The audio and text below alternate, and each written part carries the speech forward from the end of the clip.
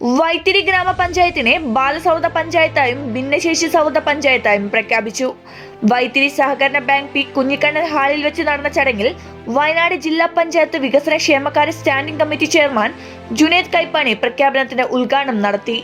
വൈത്തിരി ഗ്രാമപഞ്ചായത്ത് വളരെ മികച്ച പ്രവർത്തനങ്ങളാണ് നടത്തുന്നതെന്ന് പരിപാടി ഉദ്ഘാടനം ചെയ്തുകൊണ്ട് ജുനൈദ് കൈപ്പാണി പറഞ്ഞു. വൈത്തിരി ഗ്രാമപഞ്ചായത്ത് നടപ്പാക്കിയ വിവിധ ക്ഷേമ പ്രവർത്തനങ്ങളെയും വയനാട്ടിലെ തന്നെ ഏറ്റവും കൂടുതൽ ടൂറിസ്റ്റുകൾ എത്തുന്ന പഞ്ചായത്ത് എന്ന രീതിയിൽ വിനോദസഞ്ചാരികളെ ആകർഷിക്കുന്നതിന് വേണ്ടി വളരെ മികച്ച പ്രവർത്തനങ്ങളാണ് പഞ്ചായത്ത് നടത്തുന്നതെന്നും വിനോദസഞ്ചാരികൾക്ക് ഭക്ഷണം പാകം ചെയ്ത് കൊണ്ടുവന്ന് കഴിക്കുവാൻ വേണ്ടി തളിപ്പറയിൽ ആവിഷ്കരിച്ച അവറോറ ഫുഡ് കോർട്ട് ഉൾപ്പെടെയുള്ള പദ്ധതികളെ അദ്ദേഹം വലിയ രീതിയിൽ പ്രശംസിച്ചു.